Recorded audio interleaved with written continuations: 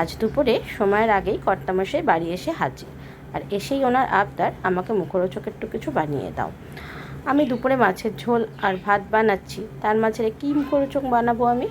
যাক, হাতের কাছে কাতলা মাছগুলো ছিল, সেগুলোকে প্রথমে একটু নুন, হলুদ, লেবু আর চিলি ফ্লেক্স দিয়ে ম্যারিনেট করে রেখে দিলাম। তারপর দেখি ফ্রিজে বেশ কিছু বেল পেপার আছে, সেগুলোকে বার করে কিউব করে কেটে নিলাম। এবার মাছগুলোকে একটু কড়া কড়া করে ভাজলাম।